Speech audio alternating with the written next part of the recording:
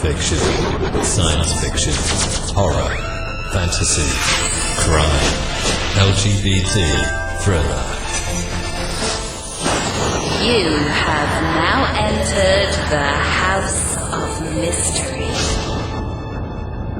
with your hosts, Eric Shapiro, David North Martino,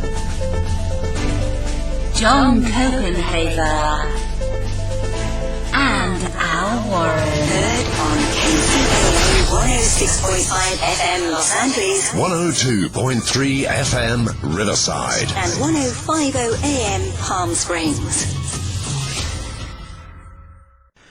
You're back in the House of Mystery. I'm your host today, Al Warren, and Kev Thompson is here as well. Hey, everybody. Hey, everybody. Hey, everybody. Hey, so before we get into the guest in the show, Chicago, things are looking up. 102 shootings over the July 4th weekend and only 15 fatalities. Means that their skills are dropping. You know, it is a perishable skill. They're missing more. I just can't say enough good. I don't know, man. It's crazy. It's crazy. And our guest is actually in the Chicago location. Uh-oh. Well, with only 15 fatalities, he doesn't have much to worry about. No, but good place to make movies. So filmmaker John BOROWSKI, thank you for being here. Thank you for having me on. Yeah, it's, Chicago held the title of murder capital of the U.S. a while back. I don't know if it still is, but it's perpetual, you know. What? I film, sometimes I film, these huge meetings with, city officials and other people, and, they're all, some people are trying, but, it's just that. But what's going on? Like, why is it so high? And it seems like every year, like, it's been this way for years now. Huge shootings. Yeah. So what is it about Chicago? Like, what is it specifically? Is there something going on there that we need to know about? Well, I mean, and it's like this, it's basically risen, I think, within the last, I don't know, maybe 5 to 20 years, because, even when I was a teenager and in my early 20s, I didn't hear about all these shootings in Chicago. So, there is a lot of gang activity, and, I think in the end, these guys aren't good shots. They wind up shooting elderly and children. That's the problem. And these poor people are caught in the crossfire, and they're the victims. In the end, that's what it is. And unfortunately, it's, relegated to the south side of Chicago, where, it's the poorer communities, and that's where it's all going on. And you got to get to these kids. My feeling is you got to get to these kids when they're younger, and get them into after-school programs so they're not going out and getting involved with gangs and drugs. And, but again, it's such a huge issue, and it doesn't seem like anybody's really trying to do anything about it, and to me personally, I feel, okay, you have a lot of these celebrities, you have some celebrities that were from Chicago, obviously, Oprah and some other people, and, but you have all these, African-American celebrities, around the world too, and they're ignoring it, and it seems like, to me, I mean, I remember when there were the black and white police issues happening in L.A., and I remember when Snoop Dogg, took a whole mass of people and walked politely to the sheriff's office and had a meeting with them. I never heard of that done by a celebrity. These are the people with money and power. The rest of us, we're trying to struggle and we're surviving, and, we don't know what we could do about it personally, and I'd love to do a documentary on it, but I'm sure people have, and I'd never find an answer, Yeah. Well, and more people are getting shot there and killed than Afghanistan and stuff. Yeah. I mean, that's crazy. Yeah, it's like a war zone. It's bad, and again, I live on the north side, you have that occurring here too, but it's really, and what's happened also that I've noticed personally, there was always this north side, south side, and even our sports team, the Cubs are north side, the Sox are white, south side. So there's always this north versus south side, but over the last, I think, especially 20, 30 years, the divide between north and south and rich and poor and white and African American has even grown more of a divide, and to me that's a shame. Yeah, it's terrible.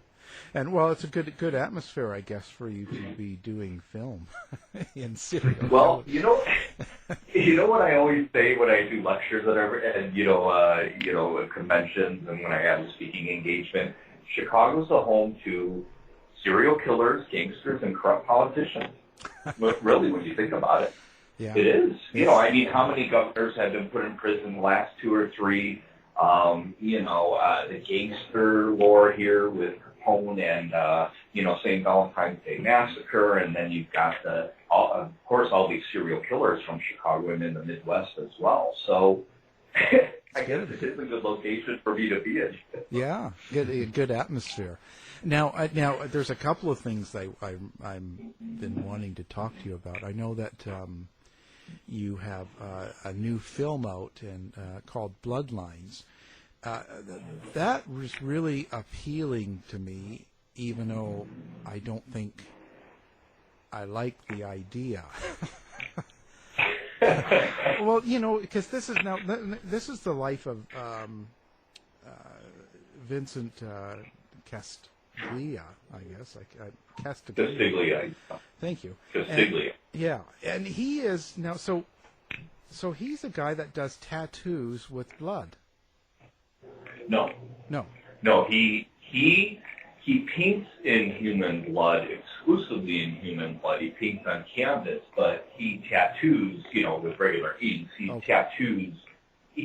Tattooing is kind of like, his kind of day gig. He takes his art skills and, makes money by appearing at tattoo conventions and traveling and doing those things while he's creating his art,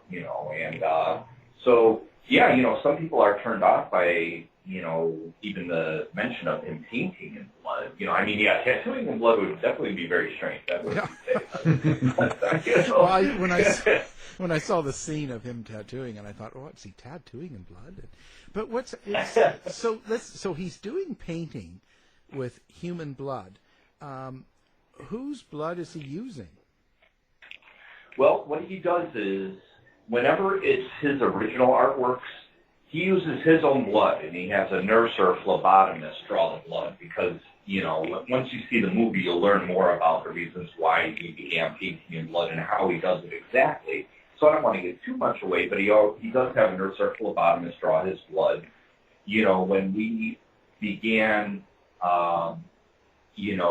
talking about me producing a film on, him and his art, I had learned that he had painted people's portraits in their blood, like Margaret Cho. He had painted in her blood, so her blood was drawn, and then he painted her portrait in her blood. And he had done a whole white guitar in the blood of Gary Holt for the band Slayer. He's the guitarist for Slayer. So now he's doing more of these personalized pieces where he will draw the collector's blood and paint an image for them. And so when we first started talking about this film, I said, okay, look, I want to make this film, but, I want my portrait painted in my blood. So we agreed on that as well as part of the process. So the first time I visited Vincent in New York, I sat down, he had a nurse that drew 13 vials of my blood, and he painted my portrait, and it's like 2 feet by 3 feet, a large painting, all of my blood. And these things could take him a month to do. Wow. And, well, I guess they could always, in the future, after you're dead, they can always take your painting and get your DNA and maybe do a clone. Right, exactly. I know. I mean, this painting of me and Vincent's paintings and the other people, his collectors, that the paintings are done in their blood, it's part of their DNA. It's a part of them. It's part of their tissue, which is very interesting, and some people are turned off when they hear about what he's doing, but then I explain it a little more, and, when you see his final artworks, you would never know. They just look like sepia artworks, but, they are beautiful. They're not just, blood dripped on a canvas. He does different shades, and again, when you see the film, you learn how. But there's tones and shades, and he uses the white space of the canvas as negative space. So he kind of has to, and he can't correct it. There's no whiteout. He doesn't. He only uses blood. So he has to have this total vision on this canvas before he starts. It's a very difficult process. And again, once you see the documentary, you'll learn why. But I was fascinated by it. I was a fan of his. And so I think it was 2013, 2014, we were both fans and friends on Facebook, and he had posted something asking people if he should do a reality show. And of course, the typical reaction from people were, "Oh yeah, that's great, cool, yeah, that would be so good." Yeah. But I wrote a long comment, and I said, I think it would actually do a disservice to you because, I know what these reality shows are like. They want to cause conflict. They're scripted. They're not really reality shows. And I said, in the end, you might wind up looking like a fool. You might get some publicity, but once the show is done, who's going to remember that show 20 years from now or 100 years from now? I told him that, you deserve a documentary that focuses on your entire art and your life and what brought you to this point that will last hundreds of years, that people could watch this and say, wow, these are the beginnings of a phenomenal artist, like a future Giger or a Dali or a Michelangelo. I mean, Margaret Cho compared him to Michelangelo. Again, when you see his works, plus the medium he works in, it's fascinating. Wow. I guess next they'll be using brain matter and... Who knows?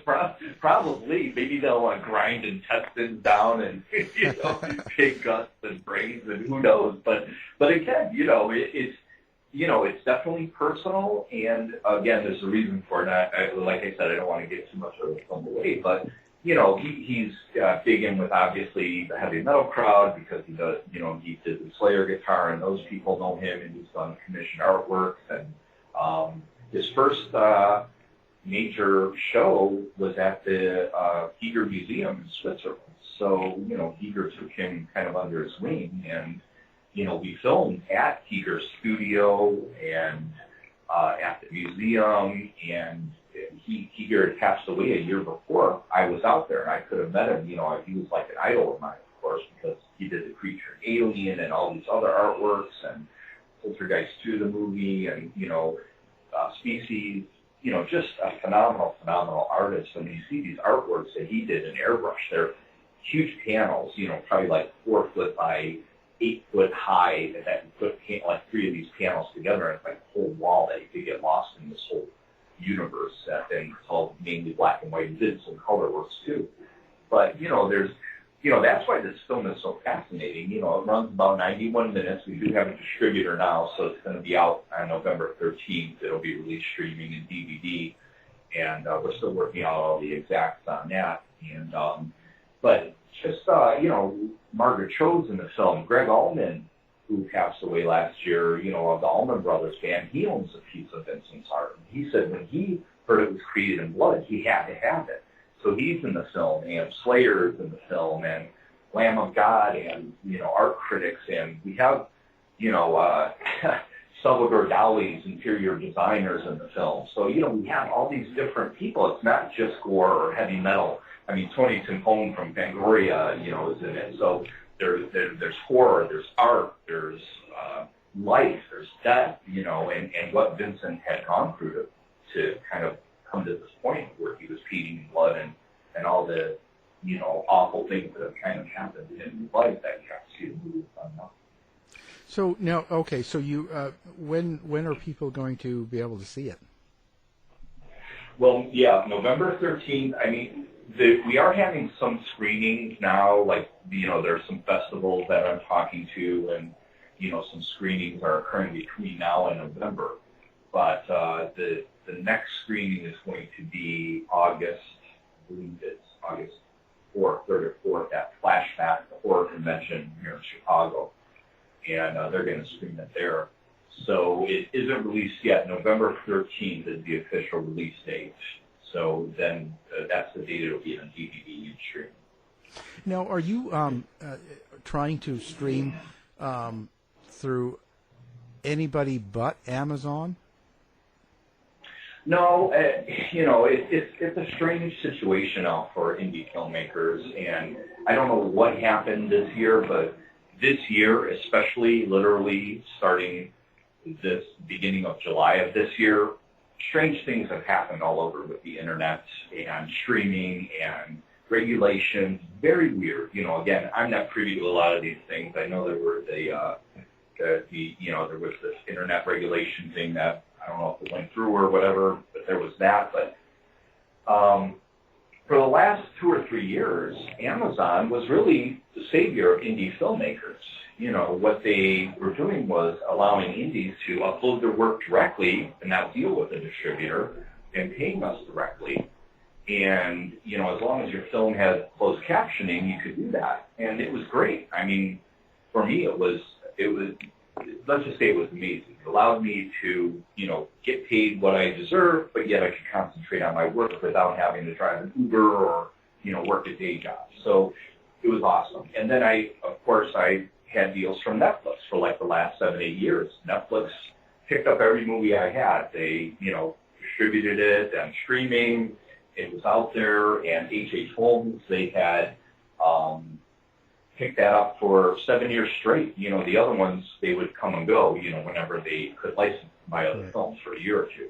But Holmes was on there but this year, beginning of this year, Netflix said, nope, we're not showing Holmes anymore. Really? Nope, we're not interested in that. That's where I saw it.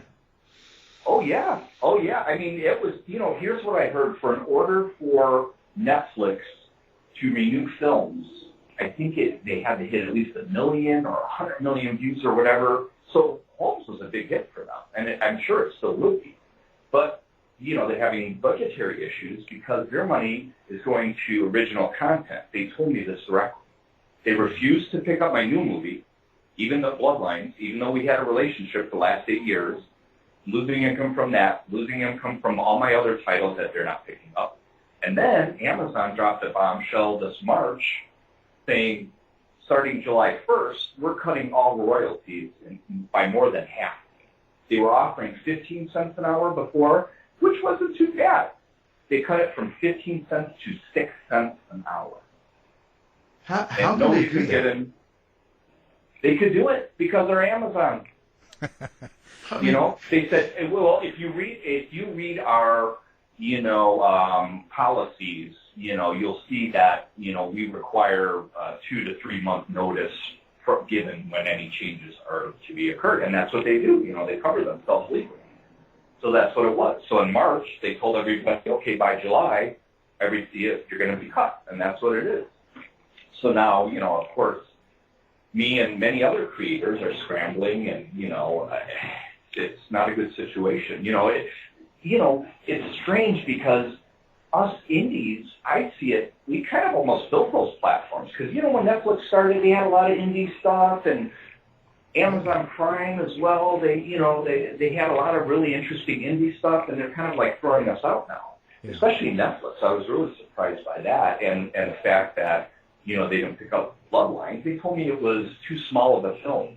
And I said, really? With Greg Allman and Margaret Cho and Slayer and all these Damien Eccles, big names in this? Is too small of a film? Yeah. So they just want to work with the big boys. It doesn't matter. They don't, I'm still a little guy. I could get De Niro in my movie. They're still not going to pick it up, literally. Yeah.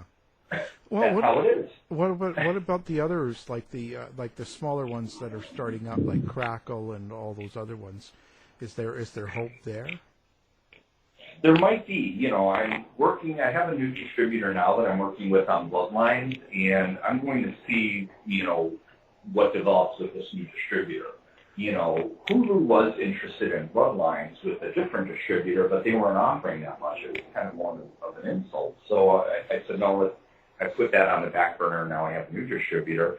But, it depends on, if, number one, how much per hour viewed these other streaming, platforms are paying, plus, are people actually, how many people are, being drawn to those platforms as well, because, of course, Amazon, you had the built-in, crowd there. Yeah.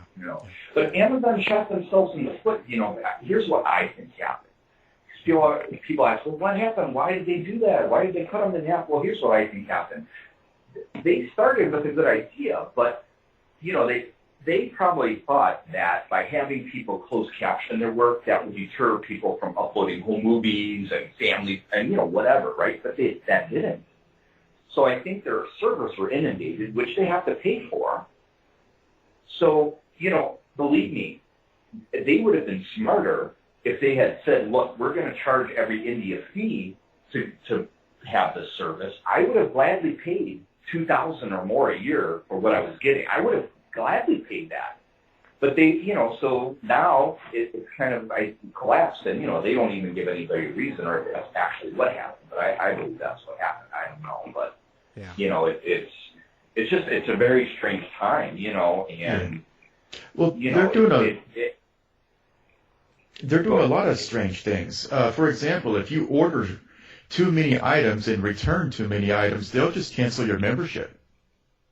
See, that right? And it's very no strange. warning. Yeah, and that's not right too. They just cancel it. I mean, you get a refund because you have to pay for the whole year, or I don't know how all that goes. It's really strange times. I think YouTube did the same thing. I never was paid to have my films on YouTube. Well, I was through distributors, but I had never done it directly because you had to have something like 20,000 followers or a huge amount of followers to start charging people to view your work on YouTube. But YouTube did that this year as well. They cut rates for people, that have their films on there, filmmakers, and I don't know what's going on this year or what caused it, but, I'm hoping in the next year or two, there is a company like Amazon or someone else that'll come in and help us. But, what's going to happen between now and then, I don't know. I'm struggling. I have books out too, and, I'm working on a couple other books, and Bloodlines is coming out in November. But, it just all takes time and time and money. And in the past, I was able to self-fund my films with the money that, of course, I've received from, streaming and sales and everything. But if there isn't money coming in from the film, it's kind of difficult or impossible for me to make a film. Or it's just plain insanity, to make a film knowing that the profit is going to be nowhere near what you're putting into it. So I don't know. I mean, I hope it gets better. But right now, I don't foresee myself making any more films. And that's sad. I've been doing this for 20 years. But right now, I can't do anymore. I can't make any more movies. Yeah. You'll be down to driving Uber again. Yeah, I know. And even that'll pay the bills. I can't make movies with that, and yeah. So it's tough, But that's always, and there are these ebbs and flows because when H.H. Holmes was first released on DVD, that was near the end of DVD, beginning of streaming, when streaming was starting to come in to play. Like 2004, whatever it was. And what I would make in the first 3 months of DVD sales now, it takes me at least to make 2 years on stream. That's how long it takes. So that gives you an idea. 3 months of DVD sales versus 2 years of streaming, those equal the same amount. So that even being paid well by streaming is nowhere compared to DVD sales, of course. Yeah. Yeah. So and now with Best Buy, not carrying CDs anymore, and the DVDs are they going to disappear too? I mean, I don't know. I always say you can't give. How fun is it to give a gift card?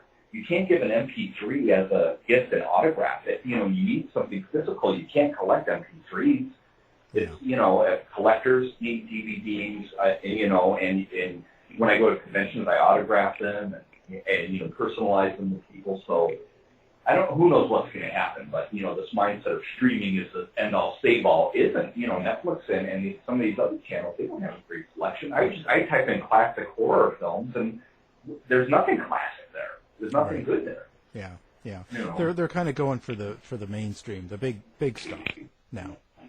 Yeah, and, now I released season 2 of my latest TV show, Serial Killer Culture TV.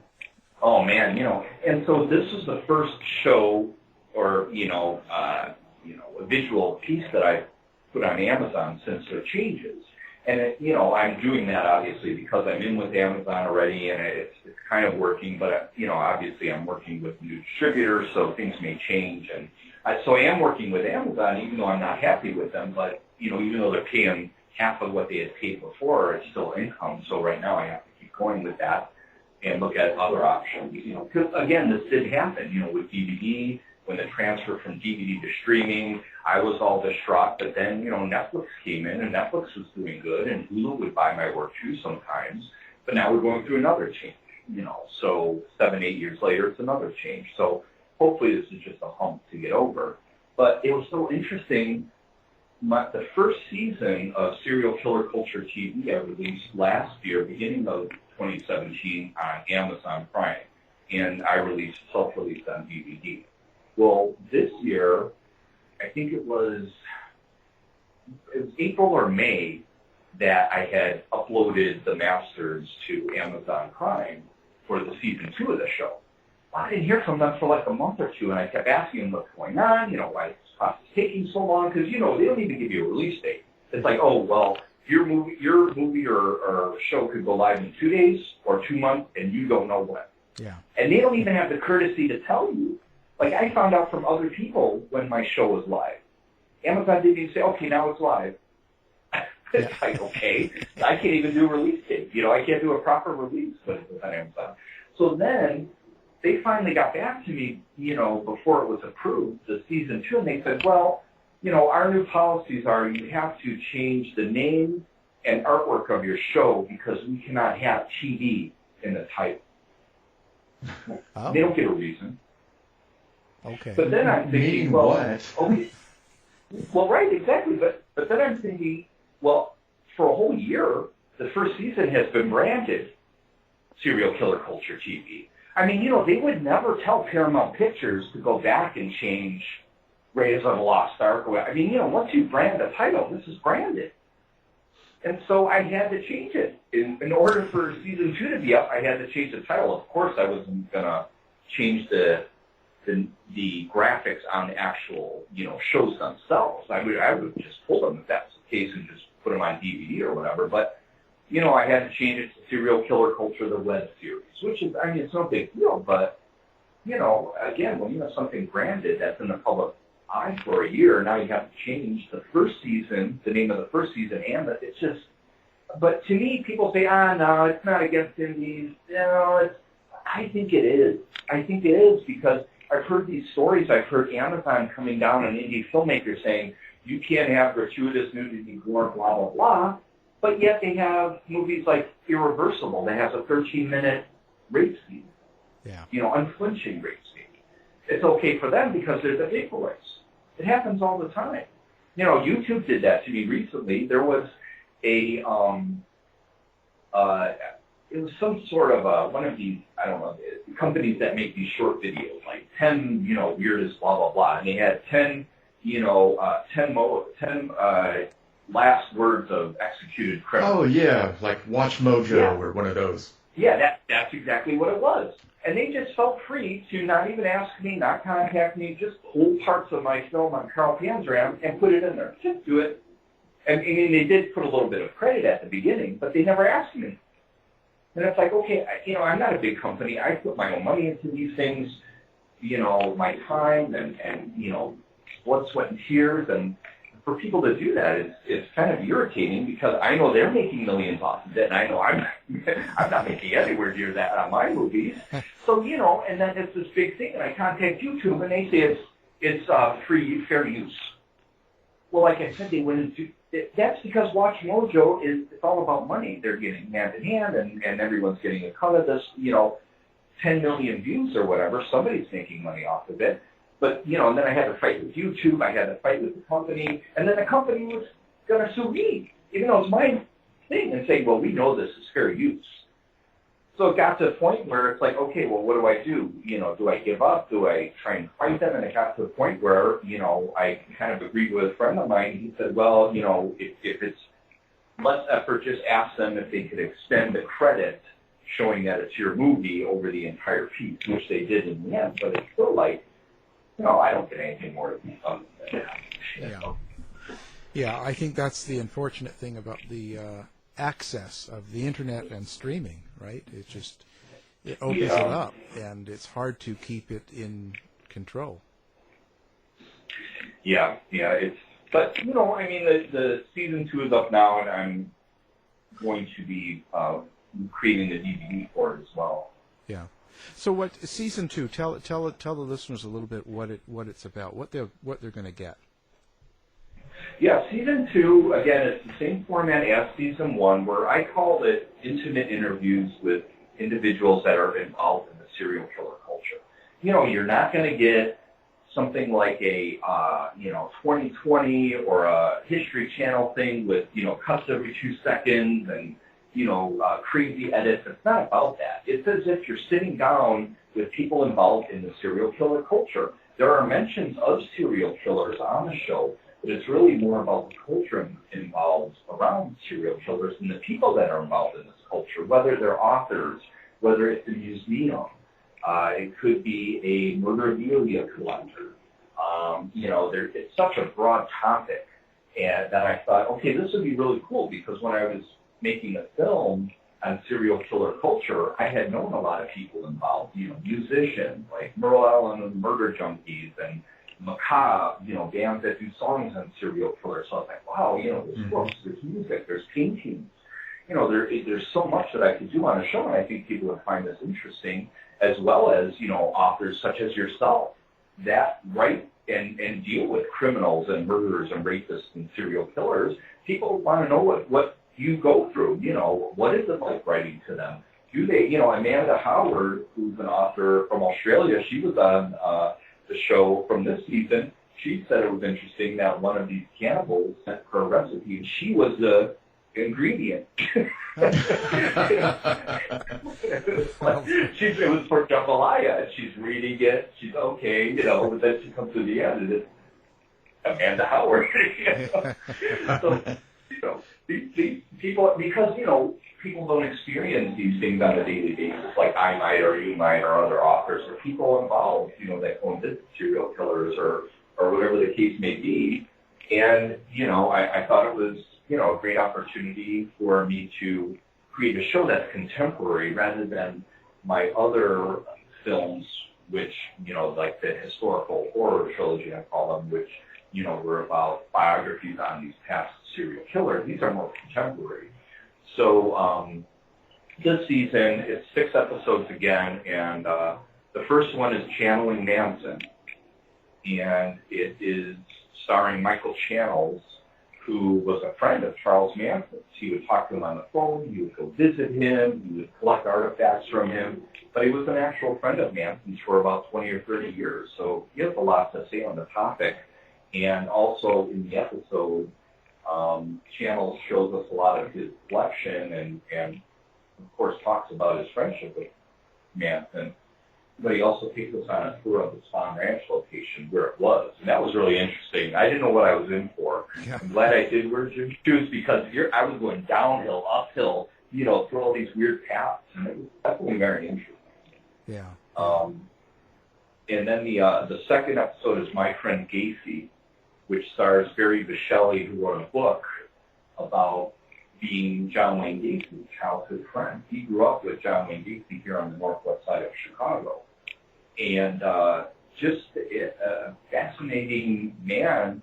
And, he's on camera crying about how he has PTSD, how, he really loved his friend when they were friends, but how, he had to realize the fact that, he killed these 33 young men, and, he had, these huge issues. He had to go in therapy, and he still has nightmares about it. So, again, I think the show is important because it shows us how many other people, serial killers can affect, other than just the murderer, the victim, and the families of those two parties. There are so many other people that, these stories affect.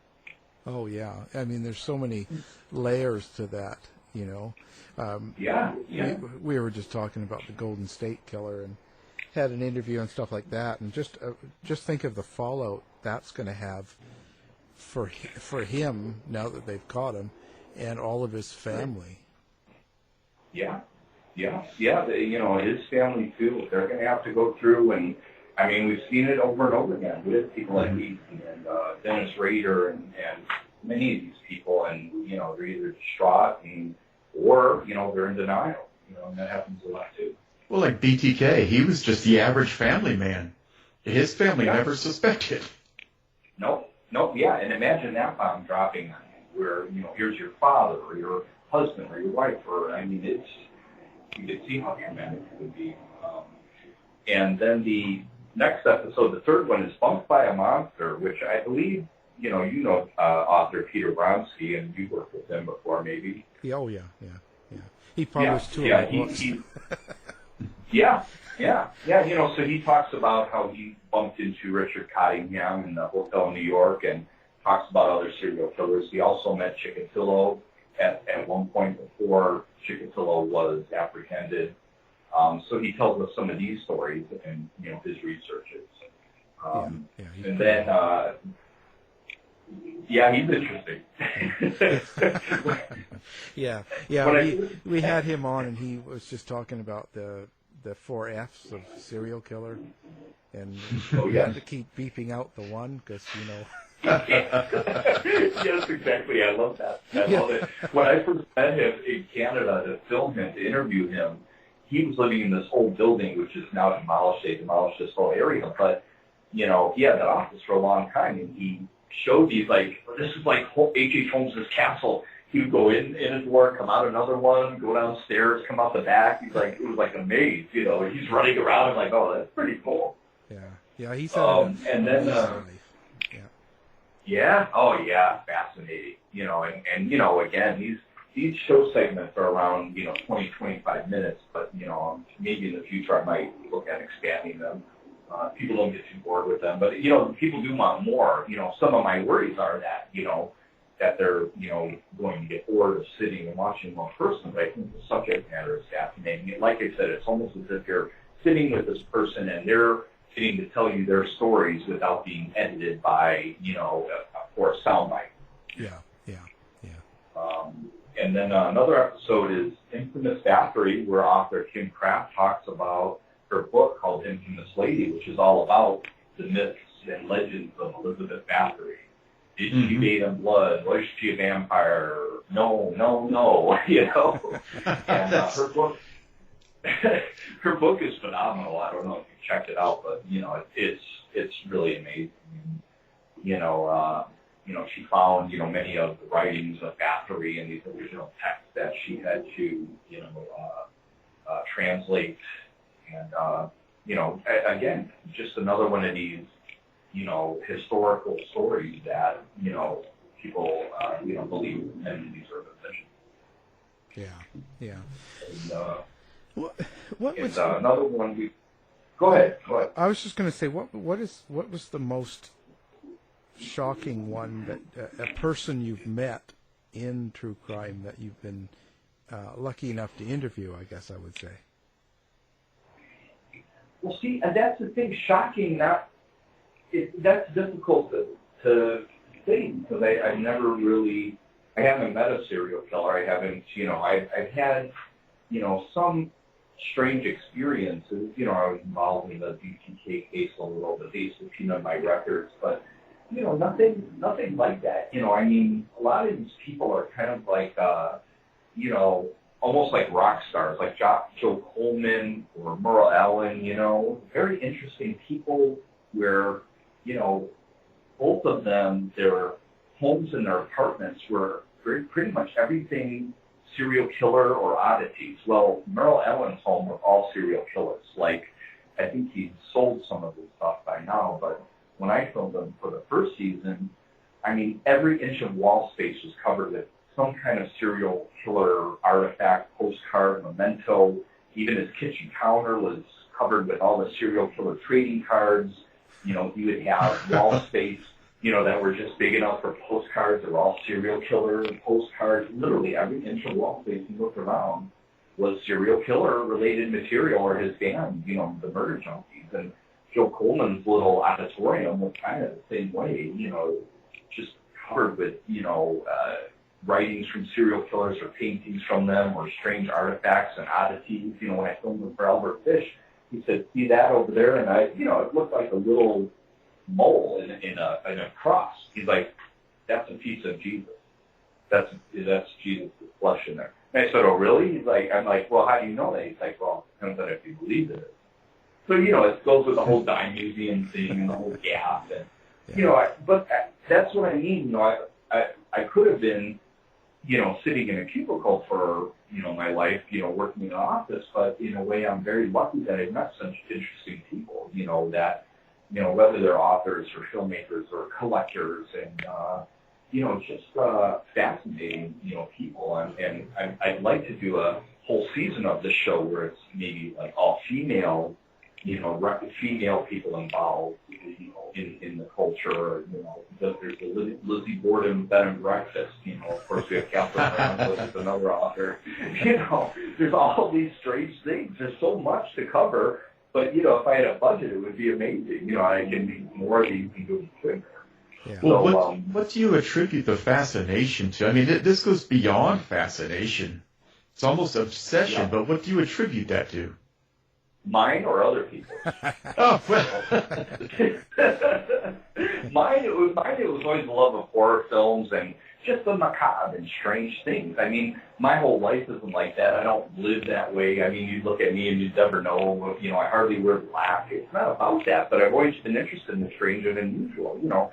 But, you know, other people, I think it's the same way, too. They probably got started out with horror films and, you know, it just compounded into this real life, you know, factor of, you know, this is real. It's like reality horror in a sense that these are real people doing these things, you know, and I always say that, you know, I kind of, you know, wish I wouldn't have called H.H. Holmes a monster because, you know, after making films and studying psychology of serial killers and abnormal psychology, that, you know, these people are still human once they're apprehended. You know, they don't turn into monsters. You know, they're still people, and I figure it's our job to you know, try and find out why they're doing these things or what caused it, you know, and we still don't know. But I think that's what it is, you know. And in the old days, it must have been different. You know, like imagine when Joe Coleman or Rick Staten or Merle Allen, when they were writing these killers, those were different times. You know, now you could go on the internet and see a letter by these killers. You could see their dead body or their victim.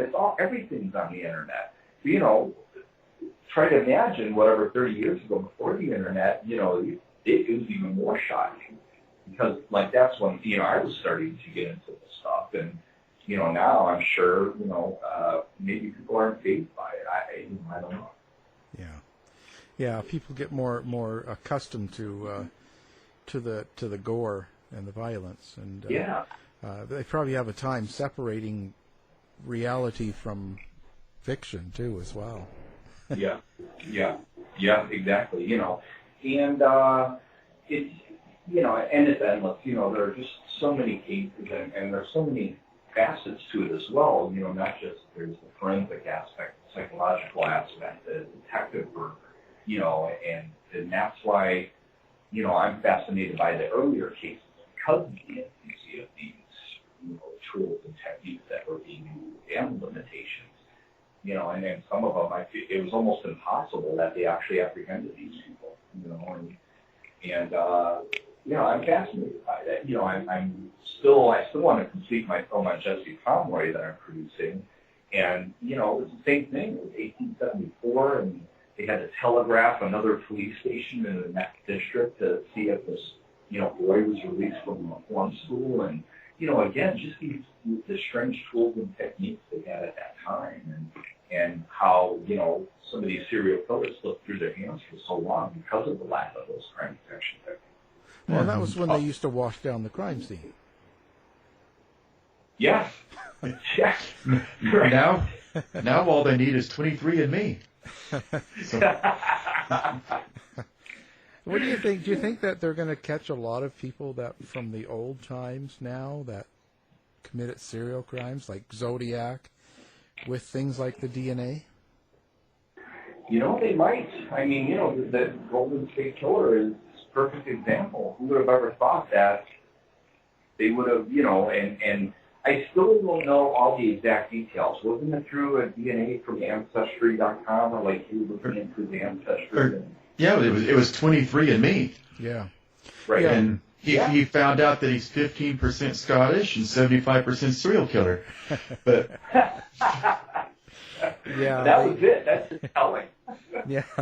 Yeah. Then they went through both of them, and they basically found his mitochondrial, the mother's DNA, and then they staked out some of his family, and one thing led to another, and there you go. Yeah. It's getting. It could be, it could be possible. I mean, who knows? I mean, I don't know if, I always believe it's luck and skill for everything. They have to be skilled, but they're kind of lucky too to come across these things or hunt them down or find them, or, it's just like me when I do my research for my film, stuff. And as time goes by, it's harder for me to find information on cases that are from so long ago, because the information gets lost or destroyed or accidentally disappears or people steal it or whatever the case is. And, who knows? Stuff like that is very fascinating, and I don't know, it would be interesting, I mean, Yeah. That's why I've never personally been interested in the unsolved cases, because I'm more interested in the cases where somebody is apprehended, where we can study them, or maybe if they're going to tell the truth, hear their point of view for the reasons why they did these things. Yeah. But, now we might find out who the Axeman of New Orleans is, and like you said, Zodiac and some of these other materials. That would be cool to get Jack the Ripper once and for all. Oh, that would be great. That would be great, I don't know, man. There's going to be so many disappointed people. Yeah. I mean, that's... well, like I said, I just wish I would have, said he was H.H. Holmes before other people did. So I would have had a ton of publicity. Well, don't you have a relative you can blame for all of it? Right, I know. I got to look into my history. Yeah, there might be somebody somewhere. There got to be somebody. I mean, we just did the Ed Edwards again, and that was just crazy. He's done Joan Benet Ramsey now, and Lacey Peterson, and right. It's just it gets crazy. It gets just beyond reality. Oh yeah. It's interesting, and again, you have all these, cases too that, are made into these documentary series, whether it's not a serial killer like that. I was fascinated by that show, The Staircase, that whole movie series, and, just these other cases, like where these strange things happen, and we may never know how, the murder or accidents or whatever it was actually occurred, Like there was that owl theory, and I thought that was fascinating because I couldn't, in my mind, of course, I don't have a PhD in these things, but I've studied them probably like you guys have, but I couldn't figure in that staircase how she could have had those damages. And then when the owl theory came forward, I'm like, well, that makes more sense than anything. Yeah. It's crazy. Crazy things can happen, and we just don't expect them, Right, exactly. And now, of course, you have a lot of these armchair forensics people that think, oh, yeah, it was the husband, he beat her over the head, it's the done deal. But it's like, okay, but you're not, I'm not an expert, you're not an expert, so how can you even do that how can you say that when the experts, aren't even able to prove that? It was H.H. Holmes. Of course, that's the easy thing to do. I should say that. That'll get us some publicity. Yeah, you should. Just blame it on and say it was like a distant relative. It was my H.H. Holmes. great grandfather's cousin. Yeah. He was, yes, I could get my own whole mini-series. Yeah, that's right. It was... Oh, well, like I said, that John Cameron's got that one on Paramount now, and every show is about who he killed, and it's everybody. Yeah. But the thing is, I was not that I have a lot of hair, but I was just at a hair shop here the other day, and all the girls are running over because they know I do the show, and they're like, so what do you think of that? Ed Edwards killed all those people, and he was Zodiac too, hey? And it's like, well, no, I don't know that. There's no Right. evidence. Right. But, Exactly. And I get that too. And, I want to sit down with these people and say, or I do tell them, I say, do you have about 24 to 48 hours where we can discuss this? We probably don't have that much time right now. Because, you can't. You can't sum it up in a sentence, yes or no, you can't. Yeah. Like, well, Yeah, it's just kind of like, oh, I heard he killed Lacey Peterson. Can you believe that? And it's like, well, no, I don't. yeah. Didn't shot JR. Yeah. Yeah, it's just about that bad. Right. Yeah, that's the other bad thing about the internet, too. I don't know if I mentioned it to you before, but, this was years ago that, someone had put out there that, Albert Fish, he was electrocuted by those needles in the electric chair, and he shorted out the electric chair by those needles inside him. And, I told them, I showed them proof of the book where his executioner wrote nothing unusual happened. Here's the guy that pulled the switch who was standing probably 10, 20 feet away from him. But they still like to believe the urban myth that, you're wrong. I don't believe you. Okay. Well, you believe what you want, then I can't argue with it. They don't want to, then and if the witness like that is strong, then they have to cut him down.